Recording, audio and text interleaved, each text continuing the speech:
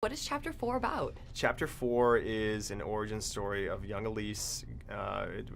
Chapter 4 is an origin story about Elise and how she came to be, and it's sort of a journey back into her childhood. We meet her in the 1950s.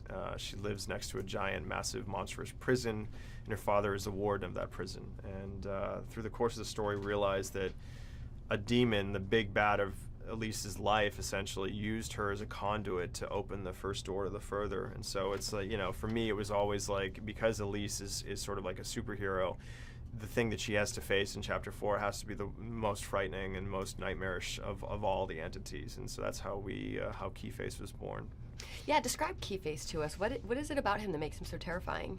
I think the scariest part of Keyface is he uses our psychology against us, and so in the case of Elise, he wants to lock her in her own trauma against her father. And of course, her father would whip her, with a cane because of her ability to talk to the dead, and he saw it as a sort of witchcraft. And so, if Keyface had his own way, Elise would be caught in the end of the movie, beating her father mercilessly. And that's, again, it's this idea of like the way we hold on to resentments and the things that people bother us with. I mean, it's like this, it gnaws at us and it makes us sick. And so I think that, because of this underlying psychology, it makes him really, really creepy.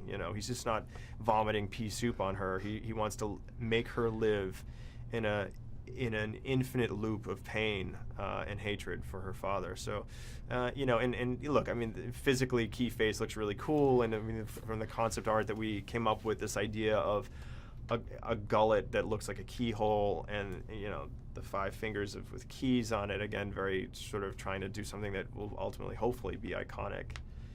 What is it about this franchise that keeps audiences coming back, that warrants a fourth? I think I'm just laughing because I think Insidious offers the scares, but it has a lot of heart. Ultimately, it's a family drama, whether it's Rose Byrne and Patrick Wilson, struggling with something they don't understand, or in Chapter 4, it's the new family unit of Elise and Specs and Tucker and the growing pains of starting their business together. So at its core, it's about family.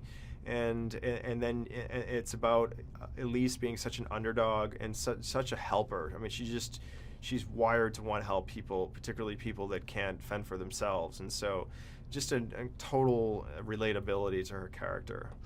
What is the further? What is the further? The further is an astral realm. Essentially, it's sort of a metaphor for limbo or purgatory or Sheol, depending on your religion. And it's this idea that the traumatized dead, whether they're murdered, suicide, or aggrieved, that they don't know where they are, and they've gotten lost between our plane of existence and whether it be heaven or the light, and so they're wandering souls, and they're usually not very happy, and they need Prozac.